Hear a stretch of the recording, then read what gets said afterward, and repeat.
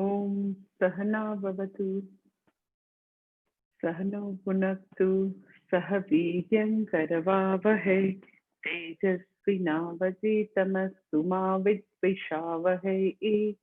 ॐ शान्ति शान्ति शान्तिः। श्रुतिस्मृतिपुराणानाम् आलयं करुणालयं नमामि भगवत्पादं शङ्करं लोकशङ्करम् शङ्करं शङ्कराचार्यं केशवं बादरायणं सूत्रभाष्यकृतौ वन्दे भगवन्तो पुनः पुनः। ईश्वरो गुरुरात्मेति मूर्तिभेदविभागिने व्योमवद्व्याप्तदेहाय दक्षिणामूर्तये नमः। ॐ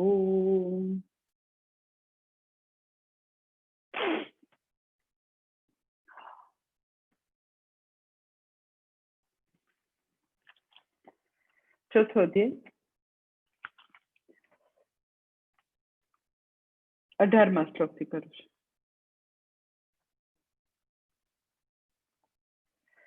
કર્મણ્યઃ કર્મ યઃ પશ્યેદ અકર્મણિ ચ કર્મ યઃ સ બુદ્ધિમાન મનુષ્યેષુ સયુક્તઃ કૃત્સ્ન કર્મકૃત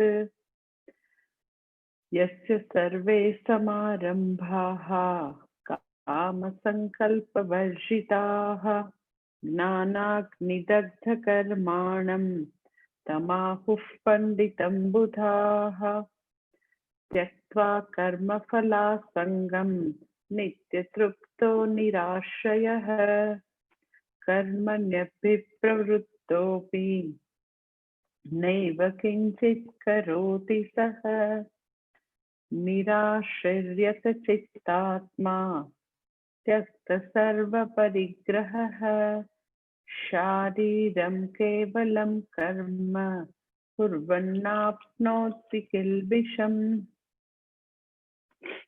ચોથો અધ્યાય 22મો શ્લોક કરવાનો છે, જે આપણે બાકી છે થોડું. યદૃચ્છાલાભ સંતુષ્ટઃ દ્વંદ્વાતીતો વિમત્સરઃ સમસિદ્ધાવસિદ્ધો ચ કૃત્વાપि ન નિબધ્યતે.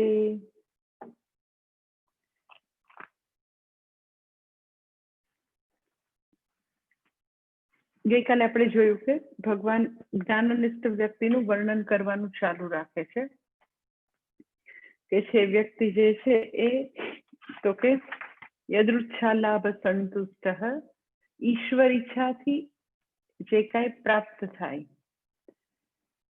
પોતાનું શરીર ટકાવવા માટે જે કાંઈ વસ્તુ ઈશ્વર ઈચ્છાથી પ્રાપ્ત થાય, જમવાનું છે કે રહેવાનું છે, જે કાંઈ છે ઈશ્વર ઈચ્છાથી પ્રાપ્ત થાય એનાથી એ સંતુષ્ટ છે. યદૃચ્છાલાભ સંતુષ્ટઃ. પછી બીજું કહે છે દ્વંદ્વાતીત, કે દ્વંદ્વોથી અતીત છે, દ્વંદ્વોથી પર છે. અને ત્રીજી વસ્તુ કહે છે વિમત્સર.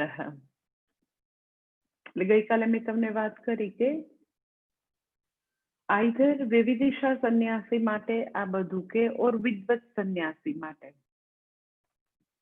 તો આ બેમાંથી એક પણમાં વિમત્સર શબ્દ આ બધાની સાથે જતો ન હોય એવું દેખાય છે કે જે વ્યક્તિ ઈશ્વર ઈચ્છાથી પ્રાપ્ત હોય, પ્રારબ્ધથી પ્રાપ્ત હોય એમાં સંતુષ્ટ હોય. જે વ્યક્તિ દ્વંદ્વાતીત, જે વ્યક્તિ તો કે શારીરમ કેવલમ કર્મ, આગળના શ્લોકમાં વાત કરી કે જે નિરાશ્રિત ચિત્તાત્મા ત્યક્ત સર્વ પરિગ્રહ, એનું જ વર્ણન આગળ ચાલુ રાખે છે. શારીરમ કેવલમ કર્મ, જેને સર્વ પરિગ્રહનો ત્યાગ કર્યો છે, તો એને વિમત્સર શા માટે કીધું? કે એનામાં ઈર્ષા નથી, અસૂયા નથી. તો મેં તમને એનું રીઝન ગઈકાલે આપ્યું કે ભગવાન એ દ્વારા એવું કહેવા માંગે છે કે એમાં ષડ રિપુનો અભાવ છે.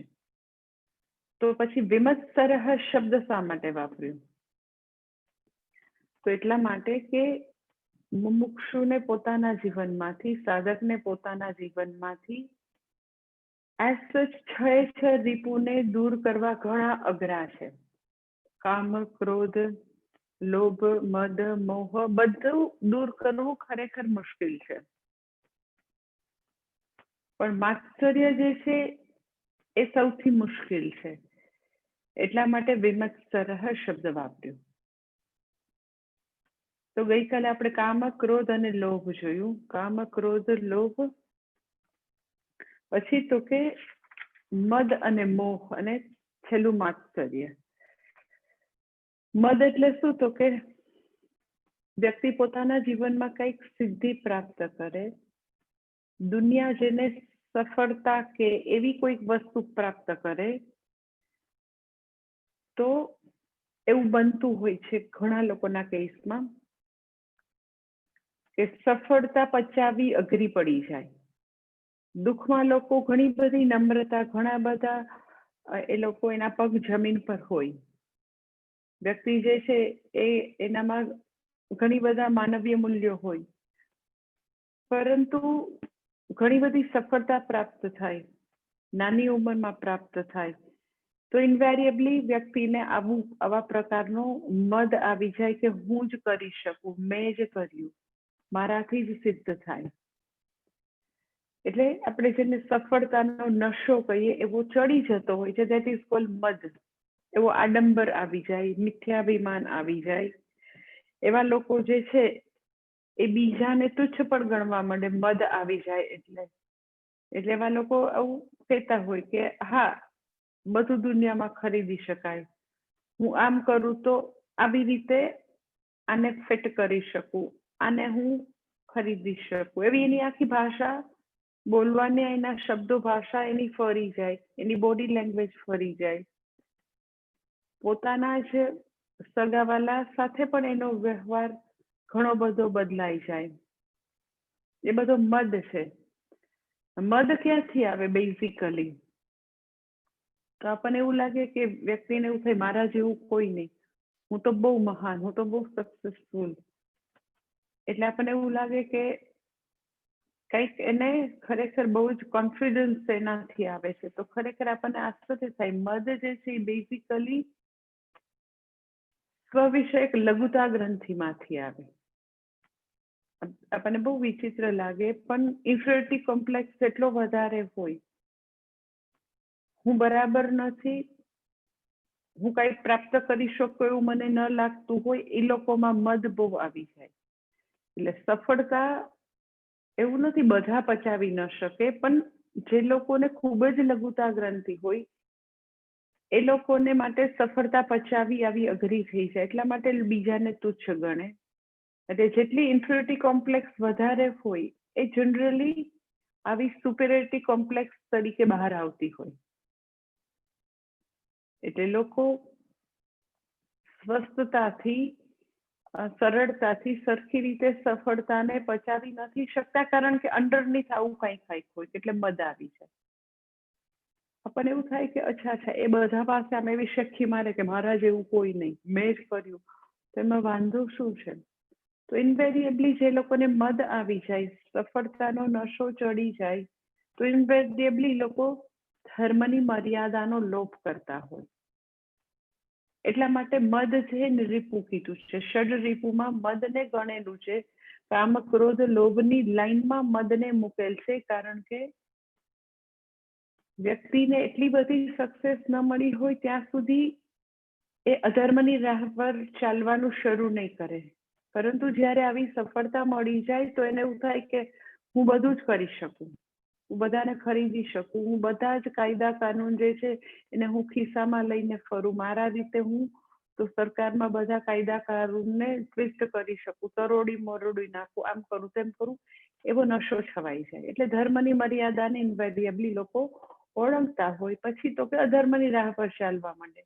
એકવાર અધર્મની રાહ પર ચાલવા માંડે તો એનો તો કોઈ અંત જ નથી. જેમ આપણે એકવાર કોઈ વ્યક્તિ જૂઠું બોલે તો આપણે એમ કઈ 100 વાર બોલવું પડે, એમ અધર્મ એક તરફથી એકવાર અધર્મની રાહ પર ચાલવાનું શરૂ કરે તો બધી જ એવી ધીરે ધીરે કરતા બધી આવી પાપકારી વસ્તુ એની પાસે આવી જશે. અને જીવન પાપમય થઈ જશે. એટલે એ મદ કે દર્પ જે છે એ દેખીતી રીતે બહુ મોટો રીપુ ન લાગે, દેખીતી રીતે ખાલી એને બહુ સુપેરિયરિટી કોમ્પ્લેક્સ હોય એવું લાગે, પરંતુ એ આવી રીતે વ્યક્તિનો નાશ કરે. દેટ ઇઝ મદ. પછી છે મોહ. મોહ એટલે શું? તો કે વસ્તુઓનું, વ્યક્તિઓનું, પરિસ્થિતિઓનું, પુરુષાર્થનું ખોટું મૂલ્યાંકન કરવું. દેટ ઇઝ મોહ. વિવેકનો અભાવ એ મોહ છે. જે કઈ આપણે દુનિયામાં રહીએ છીએ, જ્યાં જ્યાં વ્યવહાર કરીએ છીએ, જે અર્થકામનો પુરુષાર્થ છે, એ બધી જ જગ્યાએ તો કે વ્યક્તિ જે છે એ બધી વસ્તુનું ખોટું મૂલ્યાંકન કરે. કે વ્યક્તિ સત્તા જે છે, કોઈ વ્યક્તિ સત્તા પ્રાપ્ત કરે તો સત્તાનું ખોટું મૂલ્યાંકન કરે. ફોર્મલ એજ્યુકેશન, ડિગ્રી વગેરે ઇમ્પોર્ટન્ટ છે, પણ એનું પણ ખોટું મૂલ્યાંકન કરે. કે કેટલી હદે ખોટું મૂલ્યાંકન હશે? વિચાર કરો કે હમણાં મેં ન્યૂઝપેપરમાં વાંચ્યું ગયા અઠવાડિયે કે કોઈ છોકરીએ કોમ્પિટિટિવ એક્ઝામ આપી હશે કંઈક, તો એના રિઝલ્ટમાં એને કંઈક 15 કે 25 માર્ક બતાવેલા હતા, તો એ છોકરીએ સુસાઇડ કરી લીધો. એકચ્યુઅલી એ છોકરી જે છે ને, જે આ બધી કોમ્પિટિટિવ એક્ઝામ હોય, IIM ને IIT ને એવી બધી એક્ઝામ, સૌ એને એવા 2 ડિજિટના એને માર્ક્સ મળેલા. એકચ્યુઅલી તો કે એ છોકરી ટોપ પર હતી. કોમ્પ્યુટર અથવા તો હ્યુમન કોઈ એરરને કારણે, કોમ્પ્યુટરની એરરને કારણે એવા 2 ડિજિટમાં એના આવી ગયા. તો એ છોકરી આપઘાત કરી લીધો. અને પછી એનું રીચેક થઈને આવ્યું તો એ ટોપ પર હતી છોકરી.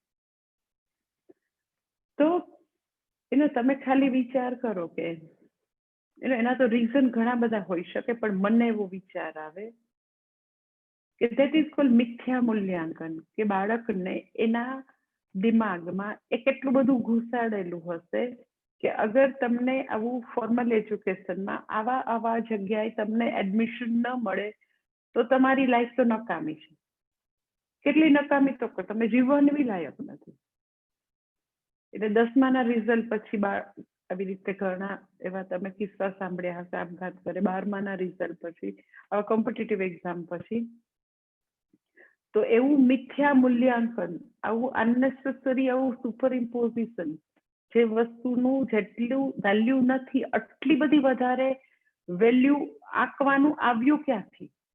તો કે આખું એવું સોશિયલ, આખું સમાજમાં, કુટુંબમાં આવું જબરજસ્ત આપણી ઉપર આવું કન્ડિશનિંગ કરવામાં આવે છે કે જો તમને ફોર્મલ એજ્યુકેશનમાં ડિગ્રી મળે એટલે ન મળે તો તમારા બધા વાહન ડૂબી ગયા. જો તમારી આવી હાઈટ ન હોય તો તમે અગલી કહેવાઓ. આવો તમારો સ્કિનનો કલર ન હોય તો તમે અગલી કહેવાઓ. તમારું વજન જો આટલાથી વધારે કિલો વધી જાય તો તમે અગલી કહેવાઓ. તો મને હંમેશા મારા મગજમાં આ બધી વસ્તુ જાતી જ નથી. મને હંમેશા એવું થાય કે એવું કોણે નક્કી કર્યું કે આને અગલી કહેવાય, આને વજન વધારે કહેવાય? હા, મેડિકલી ડોક્ટર કે તમારું નીમાં પ્રોબ્લેમ થશે, મેડિકલી ખરેખર કઈ એવું હોય તો એ વસ્તુ બરાબર છે. પરંતુ હમણાં ગઈકાલે જ એક નાનકડી દીકરી, એનો બર્થડે હતો તો મને પગે લાગવા આવી હતી. તો એને 16મું વર્ષ બેઠું. તો હું એને જસ્ટ એની સાથે સરસ વાત કરતી હતી કે જીવનનો આટલો સરસ હવે તબક્કો શરૂ થયો વગેરે વગેરે. તો શી વોઝ સો અપસેટ. મેં દુકાન તો કે મને બધા જાડી જાડી જ કહે છે. હું બહુ જ જાડી છું.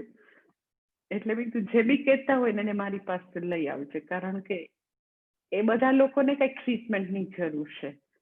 કારણ કે તારે, મેં કીધું, ગ્લેમર વર્લ્ડમાં જવું છે, મૂવીમાં એક્ટ્રેસ થવું છે? તો કે ના, મારે તો ટીચર થવું છે, મારે તો સરસ ભણવું છે, એવું કઈ ગ્લેમર.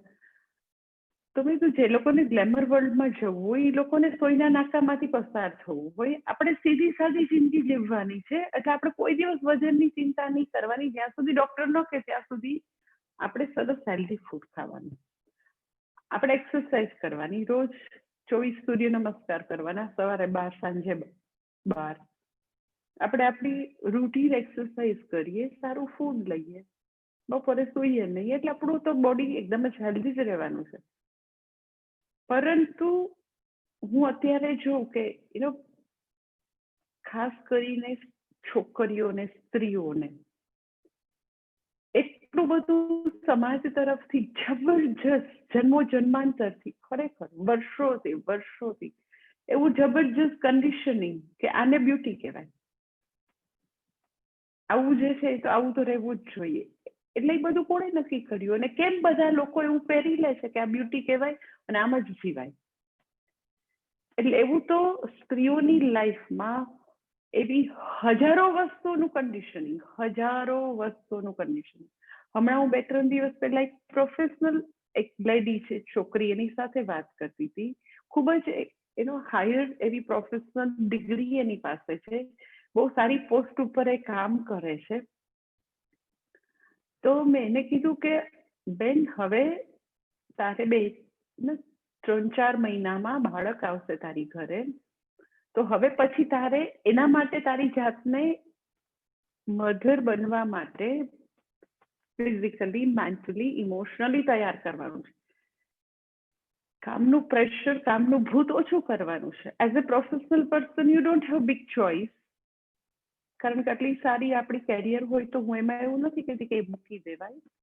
એ આપણે વર્ક ફ્રોમ હોમ થતું હોય તો કરાય. અને ભગવાને આપણને માતૃત્વની મહાન રિસ્પોન્સિબિલિટી આપી હોય તો એની તરફ ફોકસ કરે, બાકી બધું સાઈડમાં મૂકી દેવાય.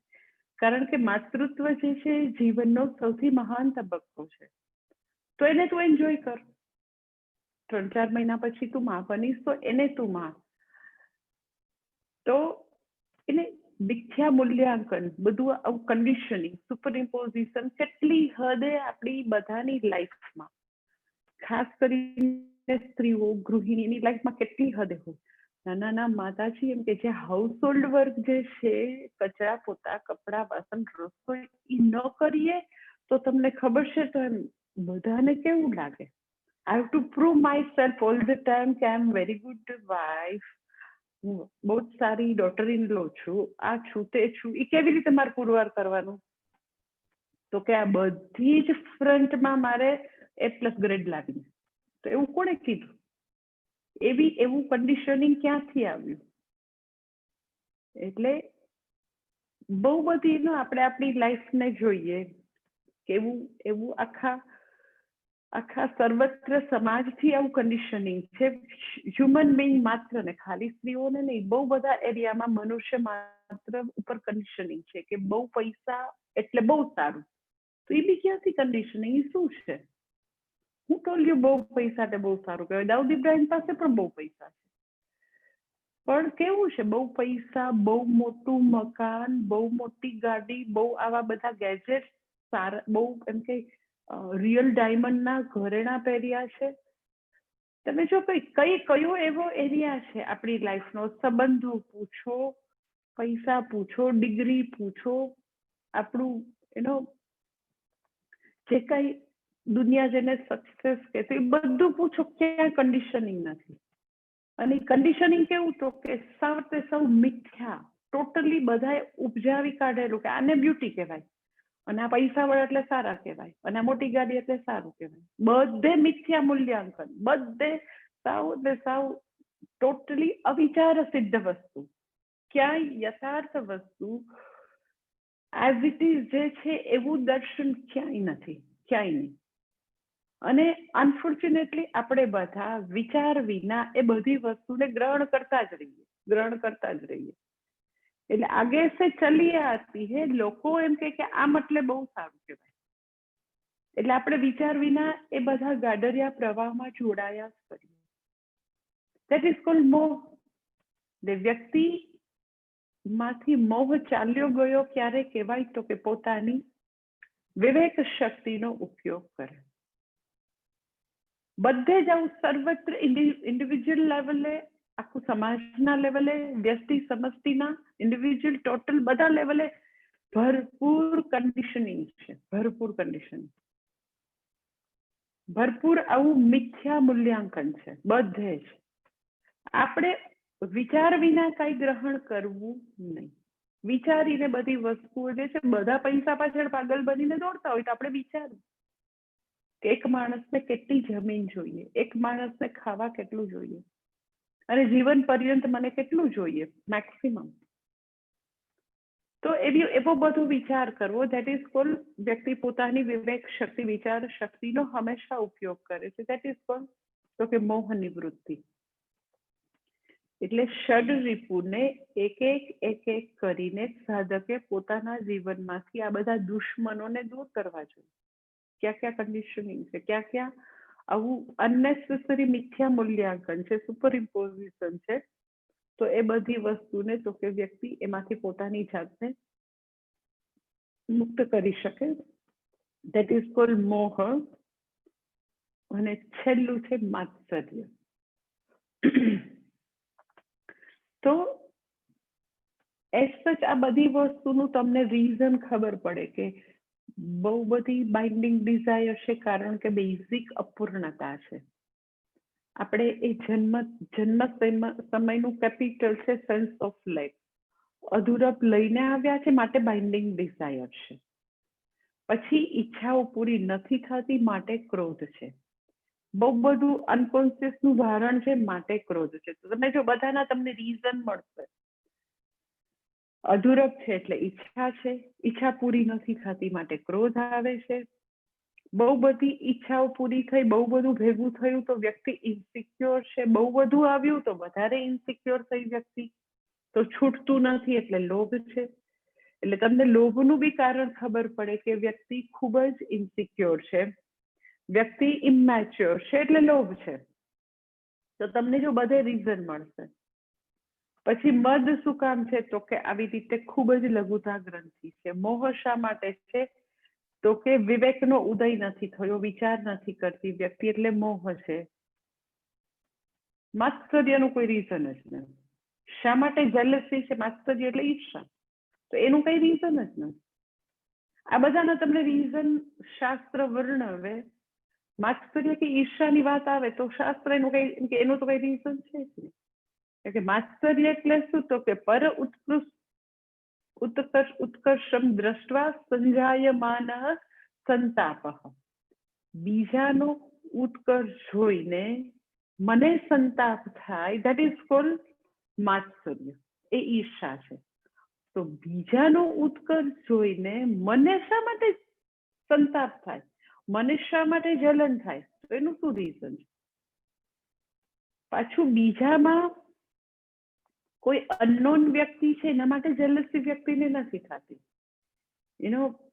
કોઈ બી જે તે સિટી હોય, સપોઝ રાજકોટ સિટીની તમે વાત કરો તો રાજકોટ સિટીમાં ઘણી બધી મર્સિડીઝ ને BMW ને એવી હાઈ એન્ડની કાર ફરતી હોય, બધા મોટા સિટીમાં ફરતી હોય. તો એ બધી મર્સિડીઝ કે BMW જોઈને કોઈને જલન થાય, પરંતુ એના પાડોશમાં રહેતો એનો નeighbor જો કાર લઈ આવે, પાડોશમાં રહેતો એનો ભાઈ જો એવી કોઈ હાઈ એન્ડની કાર લઈ આવે તો જેલસી થાય. તો એને શું છે લોજિક કઈ ખબર પડે. એઝ સચ ગામમાં તો એવી હાઈ એન્ડની 1 કરોડ 2 કરોડની કાર તો કેટલી ફરતી હોય, પરંતુ જો મારો પાડોશી કે મારો ભાઈ લઈ આવે તો મને બહુ જ અંદરથી દુઃખ થાય. પર ઉત્કર્ષમ, બીજાનો ઉત્કર્ષ જે છે એ મારાથી જોવાય નહીં, ધેટ ઇઝ જેલસી. એટલે એને દૂર કરવું મુશ્કેલ એટલા માટે છે કે એમ એનું કઈ કારણ તો દેખીતું તો કારણ નજર નથી આવતું. એઝ સચ આમ તમે જોવો તો એવું કોઈ લોજિક જ નથી. કારણ કે જે વ્યક્તિનો ઉત્કર્ષ થયો છે એને આપણી પાસેથી તો છીનવી નથી લીધું, આપણા હકનું તો લઈ નથી લીધું, તો આપણને શા માટે જેલસી થવી જોઈએ. એટલે માત્સર્ય દૂર કરવું એટલા માટે અઘરું છે કે ખરેખર એમ પાછું કોઈ રીઝન નથી. બીજું, માત્સર્ય દૂર કરવું અઘરું એટલા માટે છે કે જનરલી પોતાનામાં માત્સર્ય છે એ દેખાય પણ નહીં. તમે કોઈને પૂછો, ના રે ના, મારામાં કઈ બી જેલસી નથી, આપણને કોઈ ઈર્ષા શું કામ થાય, આપણે ભગવાન આપ્યું છે એનાથી સંતુષ્ટિ છે, એટલે એમ ખબર ના પડે. પરંતુ એના જે એવા જેને વેલ્યુ હોય, જેના અભિપ્રાયોની એને વેલ્યુ હોય, એવા સિગ્નિફિકન્ટ લોકોમાં કંઈક એવી ઊંચું નીચું થાય તો એને બહુ જ નાનમ અનુભવાય. બહુ જ લોકો એવું કહેતા હોય કે લાઈક બોમ્બેમાં આવી બધી વાતો થાય એટલે મારી તો મગજમાં મને તો સમજાય જ નહીં. માતાજી એટલે પાર્ટીમાં જાય ને કોઈ કેમ કે મારી ફ્રેન્ડ મારાથી સરસ દેખાય ને તો બહુ મને આમ નાનપ અનુભવાય. અરે જે વ્યક્તિનું જેવા પ્રકારનું ભગવાને જે બી આપ્યું હોય, કપડાં કે ઓર્નામેન્ટ કે વોટ એવર જે કાંઈ, તો એવા લાગતા હોય તો એને જોઈને મને શા માટે એવું અધૂરપ કે ઓછપ કે નાનપ શા માટે અનુભવ? એટલે આમ દેખીતી રીતે પોતાનામાં એવું માત્સર્ય છે એવું ખબર ન પડે, પરંતુ એવા સંજોગો જ્યારે સામે આવે ત્યારે એનામાંથી જેલસી બહાર આવે. સામાન્ય રીતે ખબર ન હોય કોઈને પોતાનામાં જેલસી છે, પરંતુ જ્યારે ભગવાન એવું કહે છે કે ષડ રિપુમાં માત્સર્ય દૂર કરવું અઘરું છે, તો અઘરું હશે એવી રીતે બીજ રૂપે આપણને ખબર નહીં પડતી હોય. એટલે જ્ઞાનનિષ્ઠ વ્યક્તિમાં માત્સર્ય નથી. અહીંયા માત્સર્ય શબ્દનો ઉપયોગ કરીને ભગવાન કહેવા માંગે છે કે માત્સર્ય સહિતના ષડ રિપુ, બીજા 5 રિપુ, આ 6 થી જ્ઞાનનિષ્ઠ વ્યક્તિ કાયમ મુક્ત છે, પણ સાધકે મુક્ત થવા માટે પ્રયત્ન કરવો પડે. ખાલી માત્સર્ય નહીં, બધા જ રિપુની એનામાં એબ્સન્ટ છે, એનામાં ગેરહાજરી છે. તો આપણે પણ 6 રિપુ ઉપર રિપુને દૂર કરવા માટે યત્નશીલ બનવું પડે. એટલે માત્સર્ય જે છે, ઈર્ષાનો બીજો પ્રોબ્લેમ એવો છે કે વ્યક્તિ જે છે એને બીજાનો ઉત્કર્ષ જોઈને જલન થાય. એ પહેલું સ્ટેપ. પછી એ જલનને શાંત કેવી રીતે કરવી? બીજાનો ઉત્કર્ષ જોઈને દુઃખ થાય છે, આનંદ નથી થતો. બીજામાં મેં કીધું કે એવું જ હોય, નેબર હોય, પોતાના સિબલિંગ્સ હોય, પોતાની દેરાણી જેઠાણી, પોતાની નજીકના ભાઈ બહેન, એવું જ કોઈક હોય. તો એનો ઉત્કર્ષ જોઈને એને જલન થાય છે. તો પછી શાંત કેવી રીતે પાડવી એ જલનને? કયું પાણી છાંટવું એમાં? તો ઇન્વેરિયેબલી લોકો એવું કરતા હોય. ઈર્ષા જે છે એ રીપુ એટલા માટે છે કે ખાલી બીજાનો ઉત્કર્ષ જોઈને આપણને જલન થઈ અને ત્યાંને ત્યાં વાત પૂરી થઈ જતી હોય તો વાંધો નથી, પરંતુ અંદર જે આવા પ્રકારની અસંતુષ્ટિ, આવું ડિસ્ટર્બન્સ ઊભું થયું, એને શાંતિ કરવા માટે એ ઇન્વેરિયેબલી સામેવાળાની લાઈન જે છે એને ભૂસવાનો પ્રયત્ન કરશે. કારણ કે એની લાઈન હું ભૂસું તો એને એવી ભ્રાંતિ છે કે મારી લાઈન એની મેળે મોટી દેખાશે, એવી ભ્રાંતિ છે. કારણ કે અંદર ડિસ્ટર્બન્સ ઊભું થયું, અંદર ડિસસેટિસ્ફેક્શન છે, મજા નથી આવતી, એને જોઈને નાનપ અનુભવાય છે.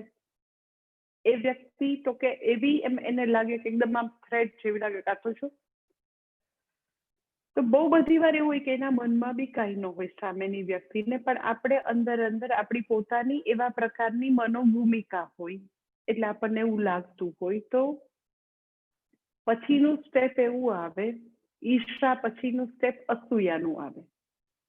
એટલે પેલા એમાં એનો ઉત્કર્ષ જોઈને મને દુઃખ થાય, આપણામાં એનો ઉત્કર્ષ જોવાની સહિષ્ણુતા આપણે સહન ન કરી શકીએ, અસહિષ્ણુ બની જઈએ, અને પછી એનો ઉત્કર્ષ જે છે એ બહુ યોગ્ય સાધનોથી નથી થયો એવું કહીને આપણે એની લાઈન ભૂસવાની ટ્રાય કરીએ.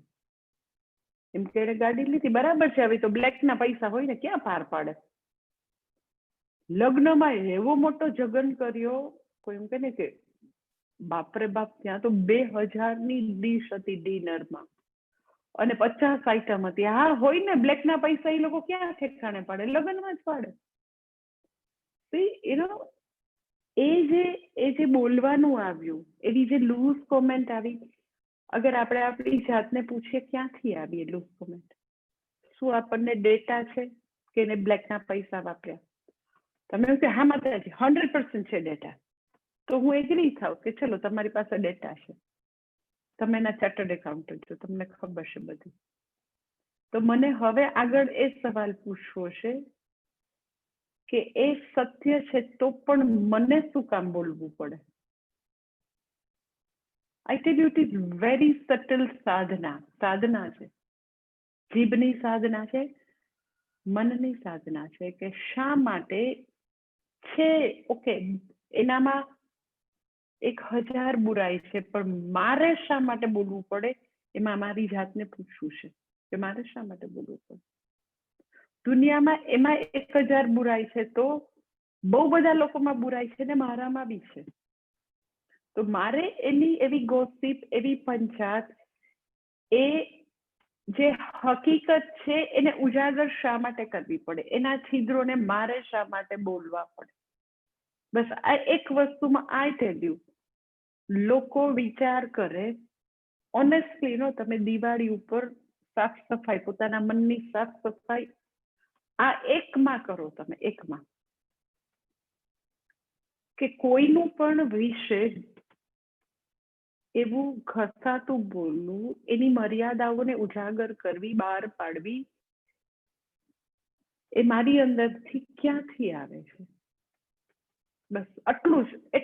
તો એવું જ્યારે તમે એની ઉપર ચિંતન કરશો ને, તો હું લખી દઉં, આપણે આખા દિવસમાં જેટલા વાક્યો બોલતા હોય ને એમાંથી 50% ઓછું થઈ જશે. It is all અનનેસેસરી. આવી બધી વસ્તુ આપણે બોલતા હોઈએ છીએ. અનનેસેસરી લોકોનું એનાલિસિસ કરતા હોય છે. It is all અનનેસેસરી. ખાલી આટલું જ પૂછીએ કે એ પૈસા બ્લેકના છે, એ વ્યક્તિ આવી છે, એ આમ છે, એવું બોલવાનો મારો શું આશય છે? શું એને મારી પાસેથી એડવાઇસ માંગી? શું એને મારે સુધારવાનું મેં કાર્યક્રમ હાથમાં લીધો છે? શું એની સાથે ચર્ચા કરીને ખરેખર મારે મિશન પાર પાડવાનું છે? What is exact reason behind this? We have to ask ourselves. હું એમ કહું કે ખરેખર ખૂબ જ સરસ સાધના છે, ખૂબ જ સરસ સાધના.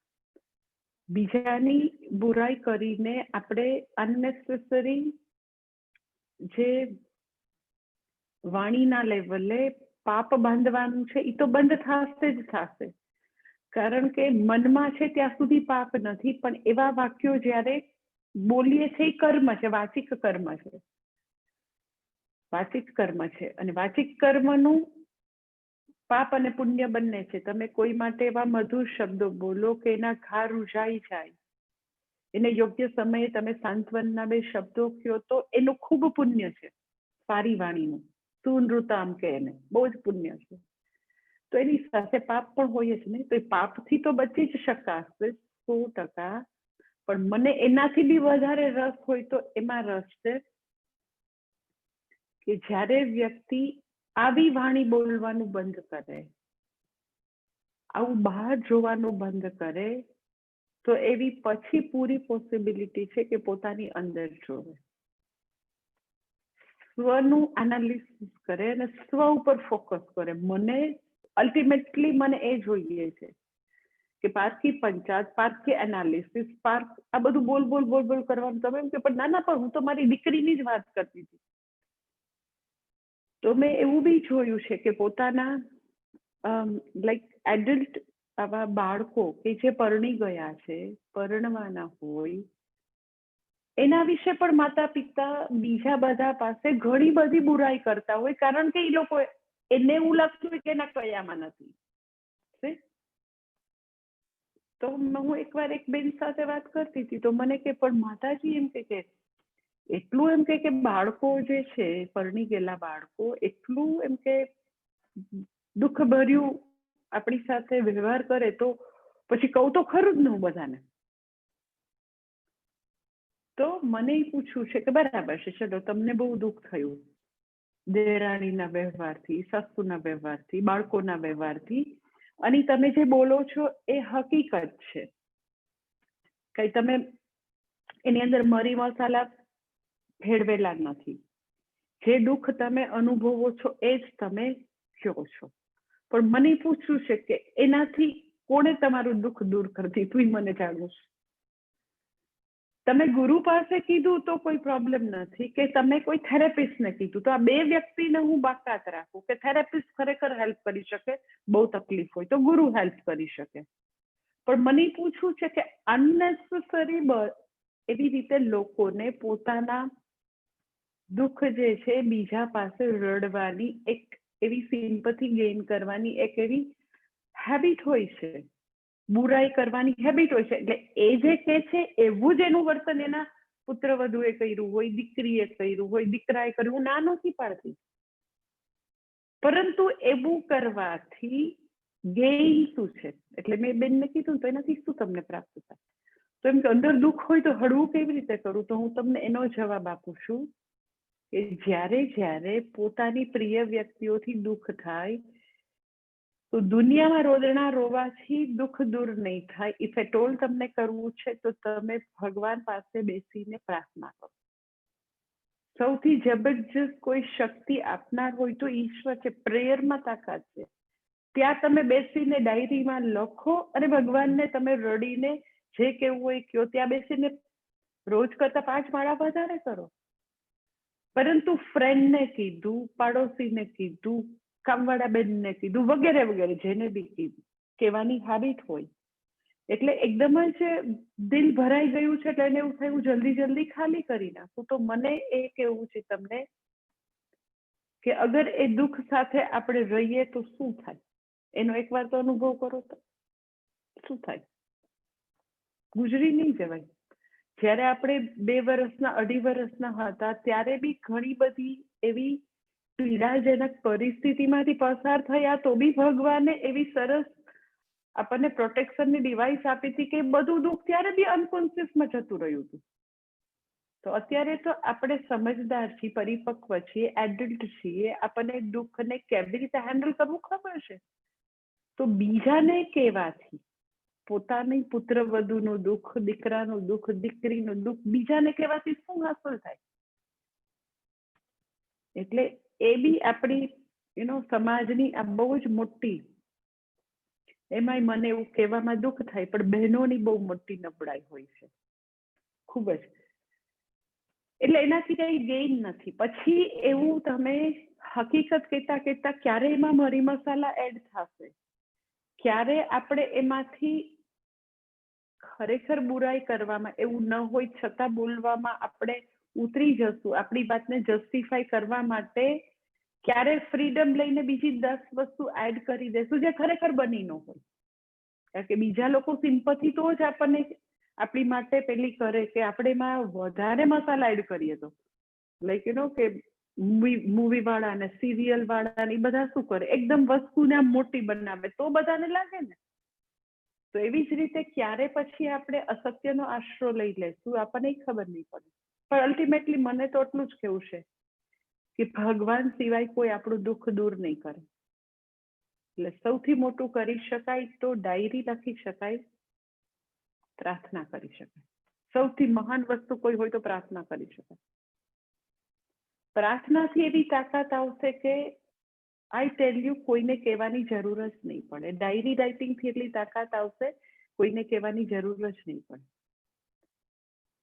અને મને એક એવું છે કે ભગવદ્ ગીતા ભણતા હોય તો આપણે એવા સ્ટેબલ બનવું જોઈએ કે જે કાંઈ આવે ઘા આપણે લઈએ અને આપણે જોઈએ કે ભગવાન મોકલી રહ્યો છે તો બરાબર છે. અને એ વખતે યથાયોગ્ય રીતે શાંત રહીને જે કરવાનું એ કરીએ. પણ નિંદા કુથલી જે છે, નિંદા કુથલી એટલે હું કહું છું સાવ રિયલ વસ્તુઓને પણ વારે વારે રજૂ કરવાથી આપણે એ બધા એપિસોડ ફરીથી જીવીએ છીએ. તો એને વારે વારે એવું પ્રગટ કરવાની જરૂર નથી. એ દુઃખદ વસ્તુમાંથી પાછું આપણી જાતને પસાર કરીએ, પાછું આપણે આપણા ઘાને વધારે ને વધારે ગાઢ અને જીવંત રાખતા હોઈએ. એટલે એ બધી વસ્તુઓથી આપણી જાતને મુક્ત કરવાની કોશિશ કરવી જોઈએ. હેબિટ હોય એટલે વારે વારે કહેવાનું મન થઈ જાય પણ દૂર રાખવું જોઈએ. એટલે મેં એમ કીધું કે મેક્સિમમ તમે ગુરુ પાસે કહી શકો કારણ કે તમને ગાઈડ કરવાના. બીજી બધી વ્યક્તિઓ પાસે એ પણ પોતાના બધા જીવનની વમળમાં ફસાયેલા હોય, તો એ લોકો તો શું કરવાના? હેલ્પલેસ જોઈને એ લોકો બી હેલ્પલેસ થવાના. ઓર ઘણી વાર એ લોકો એટલા મેચ્યોર ન હોય તો આપણને બાયસ કરી દે, આપણે પરિસ્થિતિને ઓબ્જેક્ટિવલી ન જોઈ શકે એવું બી કરી શકે. એટલે એનીવે વિમત્સરહ જે છે એટલા માટે મુશ્કેલ છે કે વિમત્સરહ માંથી વ્યક્તિ અસૂયામાં સરી પડશે. અસૂયા એટલે શું? તો કે આવી રીતે ગુણેશુ દોષ દર્શનમ. અસૂયા એટલે ગુણેશુ દોષ. તો વ્યક્તિ જ્યાં આગળ યોગ્ય હશે ત્યાં પણ દોષ દર્શન કરવા મળશે, કારણ કે પછી એનું માઇન્ડ જ એવું થઈ ગયું. એટલે એ ખૂબ જ જાગૃતિપૂર્વક વિમત્સરહમાંથી પોતાની જાતને મુક્ત કરવાની.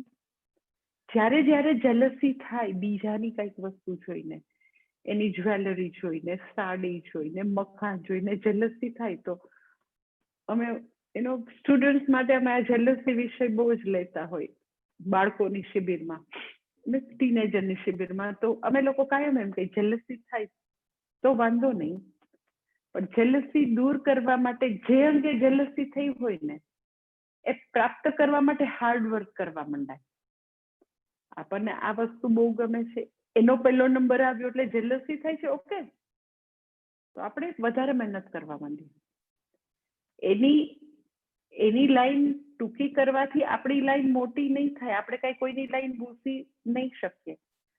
આપણને જેલસી થાય છે તો એનો ઉકેલ આટલો જ છે કે આપણી લાઈન મોટી કરવા માંડો, એટલે આપણને તો કે જેલસી થતી બંધ થઈ જશે.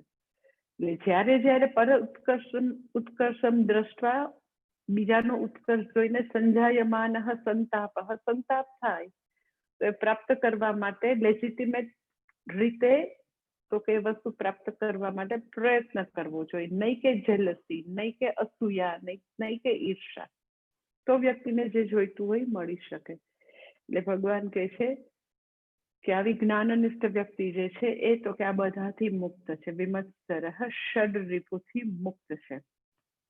ને હજી તો કે જ્ઞાનનિષ્ઠ વ્યક્તિનું ભગવાન આગળ 23મા શ્લોકમાં હજી વર્ણન ચાલુ રાખે છે. 23મો શ્લોક. ગત સંગસ્ય મુક્ત જ્ઞાનાવસ્થિત ચેતસઃ યજ્ઞાયાચરત કર્મ સમગ્રમ પ્રવિલીયતે. કે છે એ જ્ઞાનનિષ્ઠ વ્યક્તિ કેવી છે? તો કે ગત સંગસ્ય મુક્તસ્ય. ગત સંગસ્ય એટલે સંગ વગરની છે, મુક્તસ્ય એટલે મુક્ત વ્યક્તિ છે, જ્ઞાન અવસ્થિત ચેતસઃ, એનું ચિત્ત જે છે અવસ્થિત એટલે જ્ઞાનમાં બરાબર સ્થિત છે, અર્થાત સ્થિત પ્રજ્ઞ વ્યક્તિ છે, જ્ઞાનનિષ્ઠ વ્યક્તિ છે. પછી આગળ કે છે યજ્ઞાય આચરત, એ વ્યક્તિ તો કે યજ્ઞરૂપ કર્મ, લોક સંગ્રહના કર્મો કરતી હોવા છતાં સમગ્રમ કર્મ પ્રવિલીયતે, એના બધા જ કર્મો પ્રવિલીયતે એટલે લીન થઈ જાય છે, ફળ ઉત્પન્ન કરતા નથી. આખું ભાષાંતર એવી રીતે થશે કે જે વ્યક્તિ સંગરહિત છે, મુક્ત છે, સ્થિત પ્રજ્ઞ છે, એવી વ્યક્તિ તો કે ઘણા બધા લોક સંગ્રહના કર્મો, યજ્ઞરૂપ કર્મો કરવા છતાં એના કર્મો ફળ આપતા નથી, પરંતુ લીન થઈ જાય છે. હવે સૌથી પહેલા સંગતિ જોઈ લે. આદિ શંકરાચાર્યજી સંગતિમાં કહે છે ત્યક્ત્વા કર્મ ફલા સંગમ ઇતિ અનેન શ્લોકેન યહ પ્રારબ્ધ કર્માસન યદા નિષ્ક્રિય બ્રહ્માત્મ દર્શન સંપન્નઃ સ્યાત તદા તસ્ય આત્મનઃ કર્તૃકર્મ પ્રયોજન અભાવદર્શિનઃ કર્મ પરિત્યાગે પ્રાપ્તે કુતશ્ચિત નિમિત્તાત તદ અસંભવે સતિ પૂર્વવત તસ્મિન કર્મણિ અભિપ્રવૃત્તઃ અપि ન એવ કિંચિત કરોતિ સહ ઇતિ કર્મ અભાવઃ પ્રદર્શિતઃ યસ્ય એવં કર્મ અભાવઃ દર્શિતઃ તસ્ય એવ. અહીંયા આગળ જ્ઞાનનિષ્ઠ વ્યક્તિ જે છે એનામાં કર્મોનો અભાવ છે એ બતાવે છે. કેવા જ્ઞાનનિષ્ઠ વ્યક્તિનું? તો આગળ કરતા જુદાની વાત કરે છે. આગળ જે છે એ ત્યક્ત સર્વ પરિગ્રહ શારીરમ કેવલમ કર્મ અર્થાત સંન્યાસીની વાત કરી. જે વ્યક્તિએ બ્રહ્મચર્ય આશ્રમથી સીધો સંન્યાસ લઈ લીધો છે એવી વ્યક્તિની વાત કરી. હવે અહીંયા ગૃહસ્થીની વાત કરી. એટલે આ બધા શ્લોક જે છે એમાં એક વસ્તુ સરસ અહીંયા આગળ ફલિત થાય છે કે વ્યક્તિ ગૃહસ્થાશ્રમમાં હોય કે સંન્યાસાશ્રમમાં હોય, સંન્યાસાશ્રમમાં એ અતિ પ્રવૃત્તિશીલ હોય કે શારીરમ કેવલમ કર્મ, ખાલી પોતાનું શરીર ટકાવવાનું કર્મ કરે, પણ બધા જ્ઞાની સમાન છે. એ ગૃહસ્થાશ્રમમાં હોય તો સમાન, એ બ્રહ્મચર્ય આશ્રમથી સીધો સંન્યાસ લીધો છે અને અતિ પ્રવૃત્તિ પરાયણ છે તો બી સમાન. બ્રહ્મચર્ય આશ્રમથી સીધો સંન્યાસ લીધો પરંતુ હંમેશા હિમાલયમાં રહેલા છે, કદી એવા લોક કલ્યાણના કામ માટે કોઈ પરિભ્રમણ નથી કર્યું, તો સર્વે જ્ઞાની બધા જ્ઞાની કેવા છે તો કે સમાન.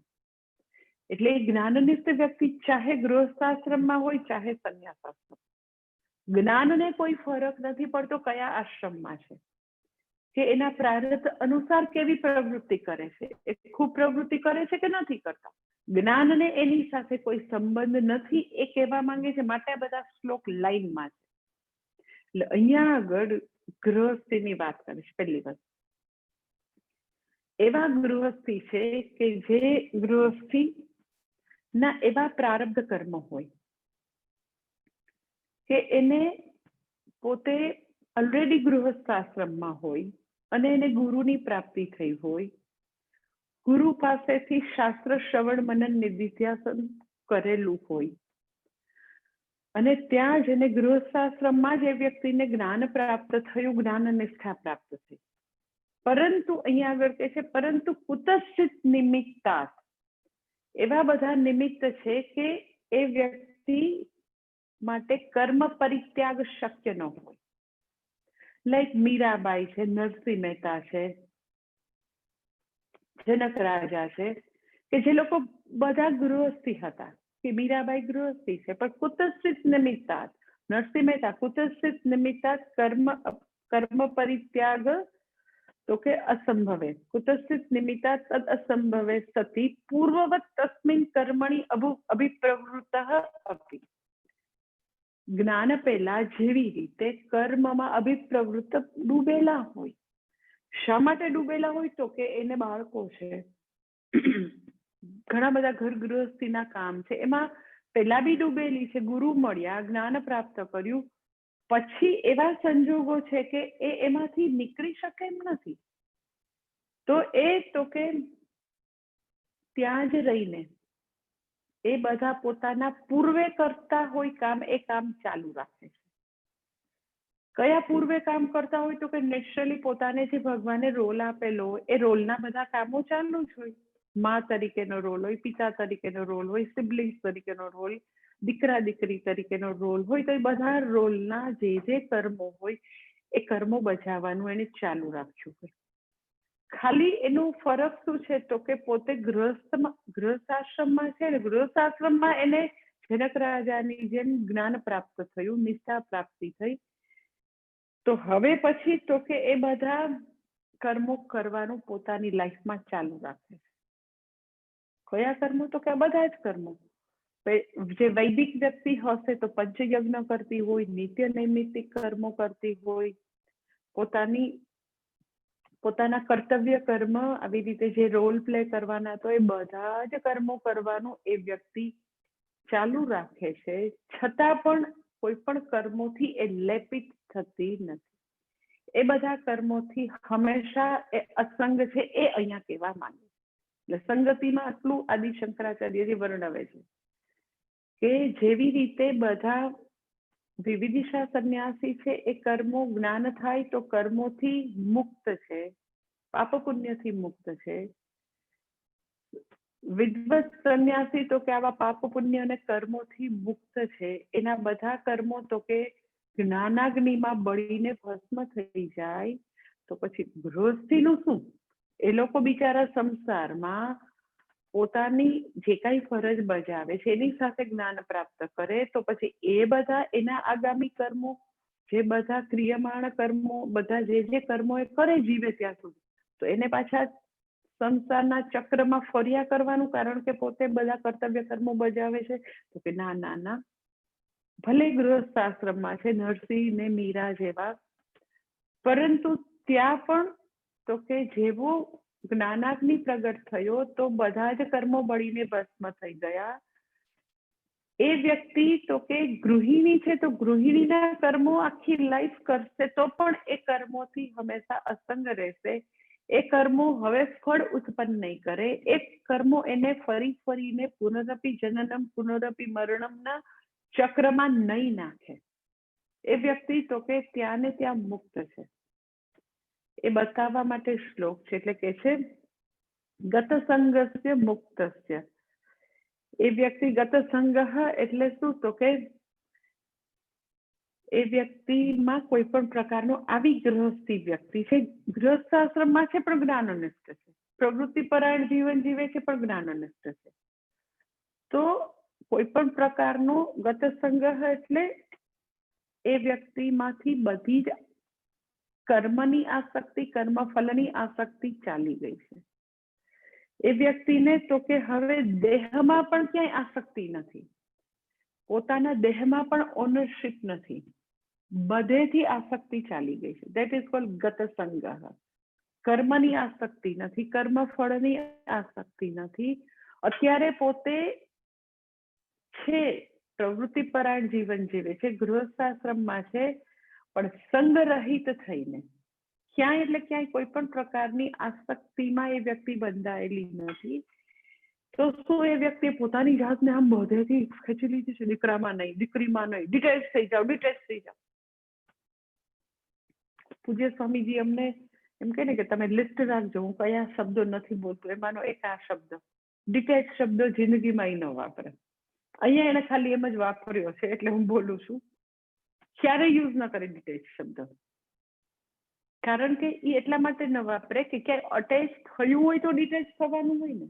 કે ડિટેચ શબ્દો ક્યાં વાપરવાનો હોય? ગાડીના ડબ્બા હોય ને એને અટેચ કરેલા હોય, પછી એમ કે અમુક બોગી કાઢી નાખે તો એને ડિટેચ કરી કહેવાય.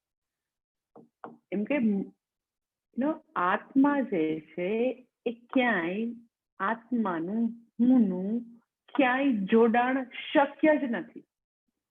એ અટેચ થયો હોય તો ડિટેચ કરવો પડે ને, અટેચ જ ક્યાંય નથી થતો. હું અસંગ આત્મા છું, ક્યારેય હુંનો સંગ ક્યાંય થઈ શકે એવું છે જ નહીં. જે પણ સંગ આપણને લાગે છે એ કોણ સંગ કરે છે? તો કે રોલ જે પ્લે કરે છે એને બધે સંગ થાય. તો આપણને એટલી તો ખબર પડી ગઈ છે કે B is equal to A, but A is not equal to B. રોલ છે એ હું છું, પણ હું રોલ નથી. રોલને બધે જોડાણ છે. હું તો કે નિત્ય અસંગ છું. એવો નિયમ છે કે જ્યારે જ્યાં પણ સંયોગ થાય ને તો બધા સંયોગ વિયોગમાં પરિણત થાય. વિયોગ પાછો તો કે સંયોગ થાય, એવું ચાલ્યા જ કરે. જોડાણ છે તો જોડાણ છૂટું પડેલું વળી પાછું ક્યાંક બીજે જોડાય. તો તમે એમ કહો કે મેં પછી છે ને, એમ કે તમે વાત કરીને કે ગત સંગ, ગૃહસ્થી વ્યક્તિ નરસિંહ ને મીરા જેવા બસ બધેથી એનો સંગ એને કાઢી નાખ્યો, એટલે મેં પછી અહીંયાથી સંગ બરાબર નિશ્ચય કરીને આઉટ ઓફ વિલ મેં સંગ છોડવા માંડ્યું. પણ ક્યારેય આત્માનું હુંનું ક્યારેય જોડાણ શક્ય જ નથી. નિત્ય અસંગ આત્મા છે. રોલ જે છે B is equal to A, but A is not equal to B. તો રોલ જે છે એ રોલના કર્મો છે, એવું જેવું સમજી શકીએ તો અસંગતા જ છે. મિસ્ટર અમિતાભ બચ્ચન જે છે એને જેટલા બી મૂવીમાં જેટલા રોલ કર્યા એમાંથી તમને લાગે છે કે એને પોતાની જાતને ડિટેચ કરવી પડે? એક મને કોઈ બેન પૂછતી હતી, માતાજી બધું છૂટી શકે, મારો દીકરો એટલો મને વાલો છે ને, એની આસક્તિ છોડવા માટે શું કરવાનું? ઇટ ઇઝ લાઈક કે અમિતાભ બચ્ચન આવીને પૂછે ને સ્વામીજીને કે સ્વામીજી બધા જ રોલ જે છે ને એમાં તો હું નથી, મને ખબર પડી ગઈ, પણ આ છેલ્લે છે ને આ શહેનશાહનો રોલ છે એ બહુ ચડી ગયો છે, તો એનાથી હું કેવી રીતે મારી જાતને ડિટેચ કરું? તો એને એ રોલમાંથી પોતાની જાતને ખેંચવાની નથી, ક્યારેય એ રોલ છે જ નહીં, એ ક્યારેય શહેનશાહ હતો નહીં, છે નહીં ને હોવાનો નથી. એ મિસ્ટર અમિતાભ બચ્ચન છે. સમજાય છે તમને? સંગ છોડવાનું ત્યારે આવે જ્યારે ખરેખર સંગ થયેલો હોય. તો સંગ છે જ નહીં, હું અસંગ આત્મા છું. એ બધા રોલ જે છે એ હુંથી છે, આત્માથી છે. આત્માના એ કઈ રોલ નથી. આત્મા નિત્ય મુક્ત છે, નિત્ય અસંગ છે, નિત્ય શુદ્ધ છે, નિત્ય શુદ્ધ બુદ્ધ મુક્ત સ્વભાવ વાળો છે. એ જેટલા બી રોલ અમિતાભ બચ્ચને જેટલા મૂવીમાં કર્યા હોય એમાં ગમે તેટલું એને દુઃખ આવ્યું હોય, ગમે તેટલું એને જેલમાં જવાનું હોય, તો પણ સુપ્રીમ કોર્ટ તો આપી દે બેલ તરત જ. સત્યમેવ જયતે, આપણા અર્ણવભાઈને મળી જાય ને બેલ, એમ તો કે કોઈ બી રોલ જે છે એ બધા જેલમાં જવાનું, મુક્ત થવાનું, એ બધું તો કે રોલનું છે. એ વ્યક્તિ જે છે એ ભલે એ અમિતાભે મૂવીમાં જેલમાં ગયો તો એને આપણને લાગે કે બંધનમાં છે, પણ એ જેલમાં ગયો તે દિવસે કે દિવસે બંધનમાં હતો, કારણ કે એ તો રોલ પ્લે કરતો હતો. એટલે વ્યક્તિ જે છે એ તો કે ગતસંગ એટલે એને સંગ આઉટ ઓફ વિલ છોડ્યો નથી. આત્માનો ક્યાંય સંગ હોય જ ન શકે. એ જ્ઞાનનું નામ ગતસંગ. હું અસંગ આત્મા છું, હું તો કે નિત્ય મુક્ત આત્મા છું. મારામાં મુક્તસ્ય ગતસંગસ્ય મુક્તસ્ય. મુક્ત એટલે શું? તો કે મારામાં કોઈ પણ પ્રકારનું કર્તૃત્વ નથી, ભોક્તૃત્વ નથી, હું કરતા નથી. હું હંમેશા તો કે પાપ પુણ્યથી મુક્ત છું. ધેટ ઇઝ કોલ્ડ મુક્ત સ્વભાવ, નિત્ય શુદ્ધ બુદ્ધ મુક્ત સ્વભાવ. બધા પાપ પુણ્ય જે છે મને લાગતા નથી, એ કોઈ પાપની અશુદ્ધિ મને છે જ નહીં. એટલે એને અમિતાભ બચ્ચને કોઈ મૂવીમાં માની લ્યો કે કોઈ ક્રાઇમ કર્યો, એવું એનો રોલ છે, તો એ પાપ મિસ્ટર અમિતાભ બચ્ચનને પર્સનને વ્યક્તિને લાગતું નથી. એટલે બધા પાપ પુણ્યથી એ રોલ પ્લે કરનારો હંમેશા મુક્ત છે. દેટ ઇઝ કોલ્ડ મુક્તસ્ય, નિત્ય ગત સંગ મુક્તસ્ય. અને પછી કે છે જ્ઞાનાવસ્થિત ચેતસઃ. જ્ઞાનાવસ્થિત ચેતસ એટલે જેનું ચિત્ત જે છે જ્ઞાનમાં સ્થિત છે, સ્થિત પ્રજ્ઞ વ્યક્તિ છે, જ્ઞાનમાં નિષ્ઠ છે. જ્ઞાનમાં નિષ્ઠ એટલે શું? તો કે એનું જ્ઞાન જે છે એ સંશય વિપર્ય વગરનું છે, કોઈ પણ પ્રકારના ડાઉટ નથી. સ્થિરા પ્રજ્ઞા, એની પ્રજ્ઞા જે છે બરાબર સ્થિર છે. દુનિયાના કોઈ ઝંઝાવાતો, દુઃખ જે છે એનાથી એનું જ્ઞાન હલી જતું નથી. એવી સ્થિર પ્રજ્ઞા વાળી વ્યક્તિ છે. જે વ્યક્તિનું ચિત્ત તો કે આવી રીતે અહીંયા આગળ આપણે આદિશંકરાચાર્યજી છે, જ્ઞાનાવસ્થિત ચેતસ જ્ઞાને એવ અવસ્થિતમ ચેતઃ યસ્ય સહ અયમ જ્ઞાનાવસ્થિત ચેતસ. એટલે જેનું તો કે બ્રહ્માત્મની, બ્રહ્મ જ આત્મ સ્વરૂપ છે. આત્મા મારો જે છે એ જ બ્રહ્મ સ્વરૂપ છે. એ જીવ બ્રહ્મ એક્યના જ્ઞાનમાં જે વ્યક્તિ સ્થિત છે, that is called જ્ઞાનાવસ્થિત ચેતસઃ. અને એના માટે ભગવાન, જે વ્યક્તિ આવી છે એના માટે ભગવાન કે છે યજ્ઞાય ચરત કર્મ સમગ્રમ પ્રવિલીયતે. અગર વ્યક્તિ આવી ગતસંગ છે, મુક્ત છે, સ્થિત પ્રજ્ઞ છે, જ્ઞાનમાં નિષ્ઠ છે, તો એવી વ્યક્તિ અગર કર્મો કરે છે ગૃહસ્થીના પણ, તો એના બધા કર્મો હવે ફળ આપતા નથી. બધા કર્મો જ્ઞાનાગ્નિમાં તો કે બળીને ભસ્મ થઈ ગયા.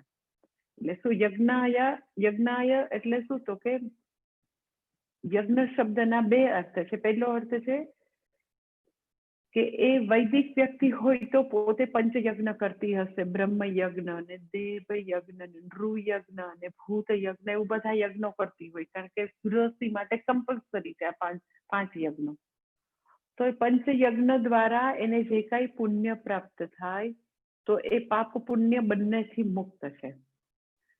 પોતે ગૃહસ્થીની બધી ફરજ બજાવે તો પણ એ બધા કર્મો હવે ફલ જન્માવશે નહીં, પ્રવિલીયતે લીન થઈ જશે. એના કર્મો હવે એને જન્મ મરણ દુઃખના ચક્રમાં ચાલુ નહીં રાખે. અને યજ્ઞ શબ્દનો બીજો અર્થ છે યજ્ઞો વૈ વિષ્ણુ. યજ્ઞને જ વિષ્ણુ કહે છે. વિષ્ણુ એટલે શું? તો કે વે વ્યાપનોતિ ઇતિ વિષ્ણુ. વિષ્ણુ એટલે જે સમગ્ર વ્યાપક જે ઈશ્વર છે, જે તત્વ છે, એ વિષ્ણુ.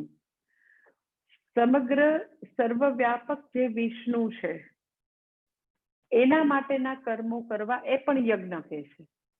ઇન અધર વર્ડ, સમષ્ટિ માટેના કર્મો. યજ્ઞ એટલે શું? તો કે સમષ્ટિના કલ્યાણ માટેના કર્મો. સમષ્ટિના કલ્યાણ માટેના ધર્મ સંસ્થાપનાના કર્મો કરે તો એ બધા કર્મો પણ હવે એને પાપ કે પુણ્ય કોઈ કર્મો હવે એને બાંધતા નથી. એટલે કે છે સમગ્રમ પ્રવિલીયતે. પાપ અને પુણ્ય જે છે એ બંને સાંકળ છે. પુણ્ય જે છે એ તો કે સોનાની છે, મખમલ મઢેલી સાંકળ છે. પેલી જે છે તો કે કાટાળી છે, લોખંડની સાંકળ છે. ઇટ ઇઝ લાઈક કે સામાન્ય સિટીઝન ગુનો કરે તો એને લોખંડની સાંકળથી બાંધીને જેલમાં લઈ જવાનું. રાજકુમાર ગુનો કરે તો એમ કે એને સોનાની સાંકળથી બાંધીને જેલમાં લઈ જવાનું. પણ સાંકળ તો સાંકળ છે. પુણ્ય પણ સાંકળ છે, બંધનકારી છે, પાપ પણ બંધનકારી. એટલે અલ્ટિમેટલી તો કે એ હવે જ્ઞાનનિષ્ઠ વ્યક્તિ પાપ પુણ્ય બંનેમાંથી ઉપરત છે એ બતાવવા માટે કે છે યજ્ઞાયાચરત કર્મ સમગ્રમ પ્રવિલીયતે. બધા કર્મો લીન થશે હવે એને ફળ આપી અને દુઃખના ચક્રમાં ચાલુ નહીં રાખે. અને એવું આટલું કહીને હવે ભગવાન તો કે પાછું એકદમ જ એવો જાણીતો 24મો શ્લોક ભગવાન કહે છે કે એમાં ભગવાન ફરીથી જેવી રીતે 16મા શ્લોકમાં કર્મમાં અકર્મ દર્શન શું છે એ બતાવ્યું, એ હવે ભગવાન 24મા શ્લોકમાં બતાવે છે. નેક્સ્ટ સેશનમાં જોઈ લો. ઓમ પૂર્ણમદ પૂર્ણમિદમ પૂર્ણાત પૂર્ણમુદચ્યતે પૂર્ણસ્ય પૂર્ણમાદાય પૂર્ણમેવાવશિષ્યતે. ઓમ શાંતિ શાંતિ શાંતિ. હરિ ઓમ. શ્રી ગુરુભ્યો નમઃ. હરિ ઓમ.